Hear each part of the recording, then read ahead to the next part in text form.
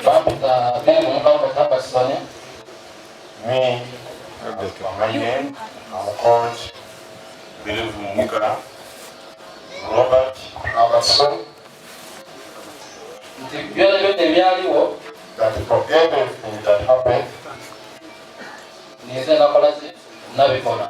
it is me who did everything. And I did them with a reason. Let him first be specific. What exactly? No.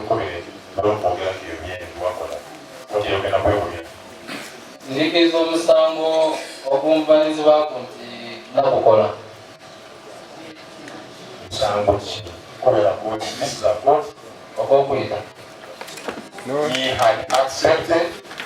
that he is the one who killed. Kyabe ekyokolo kubango tugobera kituza mamani abulwe twida kumpewo netubagana nga mwena muliyo muli kutulindirira nga wemba ko bayire tukalya mu district ya Mayuge ko nsonga dino kote ya majenge jamaiso bambi n'okuwozesa abantu abana abasindikira abantu amasasi ku kyalo kye Namavubu mu igoma ly'Eboya mu district ya Mayuge mwide bulungi mu bantu bana abana no muri omujasi wa UPDF akutuwaikire ekyamajaga kuma president wewanga ekya SFC ngona kwebo kuba nga niyagame mundu bambi ngerimu amasasi nga 20 yajja makaga mwami buyinza mudasi dali sawa ngisa dabwire yabagana bali kusala nkoko yatandika kuba amasasi pam era emundu yajja okuzikira nga bambi buyinza mudasi afirewo n'aba family abantu nga bana era nga bambi obulumbagadi buno tebwakomba kwita abantu eri abantu abandi nga abantu bana abafuna ebisaga ebyamaani era nga bakali madwaliro agenda ulo nga wemba kobeire eri n'abantu abandi bambi abameneka ebigere n'endowooza enkyamu era n'obugenderevu era bekisibwa mu mateeka waleetera oba wayita omuntu kwebeeza musansi Nicholas omusango ogwo gwikiriza mutuufu oba togwikiriza we please guilty the offense. Ngere twabakobeire nti ekoti yatandise onako olweido era nga bano abasebo baleetebwa mu maiso ag'omulamuzi bambi Moses Nabasa mwidukira bulungi nti onako olweido omujasi ono yegeine emisango gino yakoba ati okulyanga ekitoke kyagonja oba obutajjanga mu igulu tiyayiza ku misango gino gyona wabula onaku lwa leero oluuyi olwagabi lulese chief magistrate okuva mu kooti y'Entebbe era nga omukyala aidye yawo obudulizi ng'ali kulaga nti mu mwezi ogw'omusanvu nti omwami ono omujasi yaleetebwa mu kooti ye yakola confession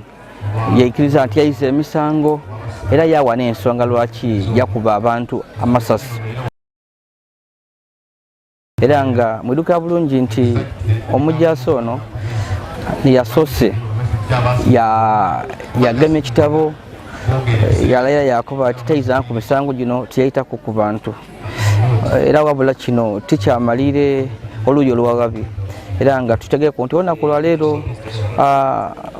Lieutenant David Basima era nga nono omugagabi ga gavumenti aleese omudulizi owundi era nga ono aleese omulamuzi mu kooti enkulu y'Entebbe chief magistrate yena okwidde okuwa obudulizi omukyalo ono akobeere kooti nti mu mwezi ogw'omusanvu nti omujasi ono yatwalibwa mu kooti ye yakola statement nga mwena ikiriza nga takakiibwa ati niyakola ebikolwa bino ebyokwita abantu era omulamuzi akobeere kooti ng'akoba ati alina ensonga diyawa ng'akoba ati omwami Buyinza Isaac Mudasi nti yali abatulugunya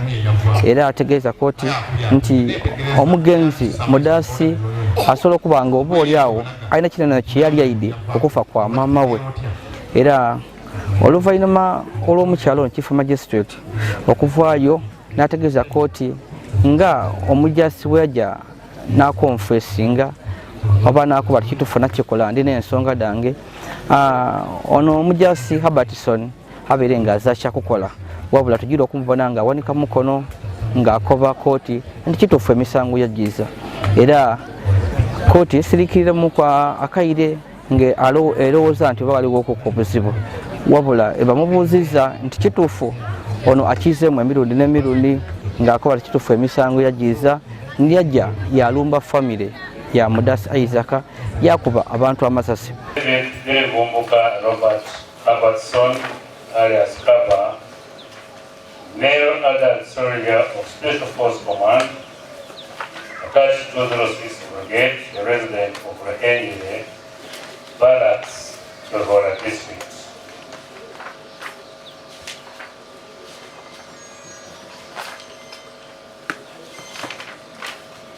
You are hereby charged with count 1, murder,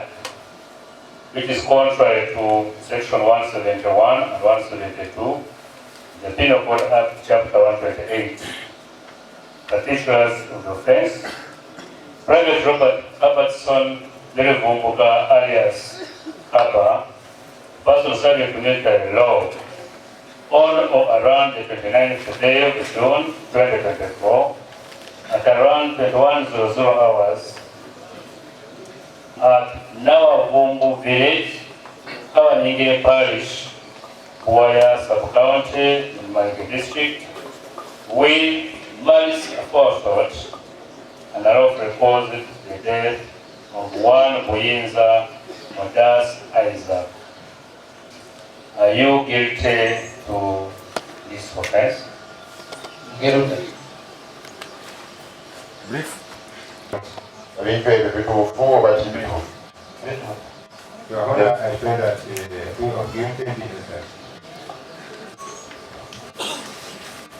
Plea of guilty entered with respect to count 1. N'endowooza enkyamu era n'obugenderevu era fekisibwa mu mateeka waleetera oba wayita omuntu kwebeeza Musaasi Nicholas.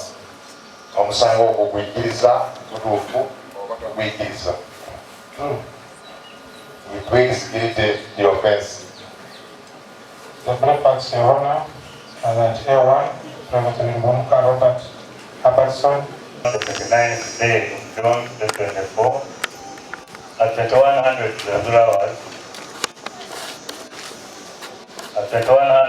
hours, at Nawavumbu village, Kawaningire parish, where sub-county in Mayuge district, attempted to cause the death, and also cause the death of Timojiwa Jessica. Are you guilty of that offense? Omusango namba 6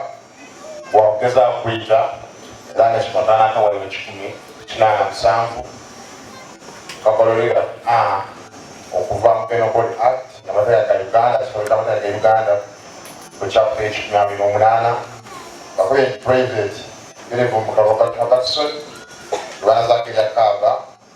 omusirikale ali wansi w'amateeka g'ekijaasi kunakuda omwezi 29 ogw'omukaaga 2024 ku ssaawa 7 ng'ali ku kyalo Nawangulu munoka kweka bayingire mu ggombolola ly'e Buwaaya mu disitulikiti y'e Mayuge yagezaako nga tayigirizibwa mu mateeka okuleeta oba okuyita omuntu gebeeta Timojiwa Jessica. Omusango ogwo ogwikiriza oba togwikiriza?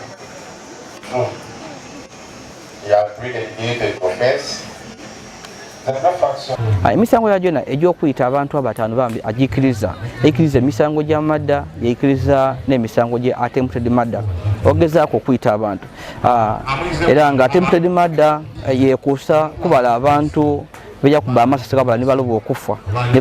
ne batwalibwa mu maddwaliro ag'enjawulo nga bali mu mbeera mbi. Wabula omujasi ono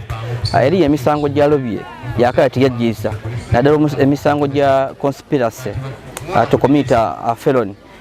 gye gye bakuba nti yeekobaana ni baba we ni muganda we ni mukwano gwe mumbya nti baali mu lukwe bambi olw'okujja okuyita abantu bano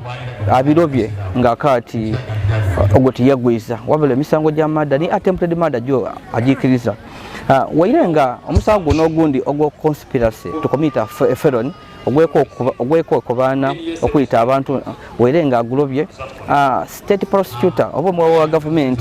akalambire yakuba ati yalina obudulizi obulaga nti omujasi ono yeekobana ni baba Patrick Tagaba ni muganda we Sharif Kotere ni Mumbya bakola plan ey'okuyita abantu bano era nga bambi nebyo biri kujja mu maiso nga woli kubona saawa eno ni kooti ekajja mu maiso abantu baka testifyinga era nga wendogerera bino omuwabi ga government alese omukugu eya tracking nga amasimu ag'abantu bano agabuyinza nga ali kugana ni baba we ni baine nga balikola plan ine y'okuyita abantu era nga amasimu gano galeze bulungi giranga n'abantu bano ngona kola okuyita lukaali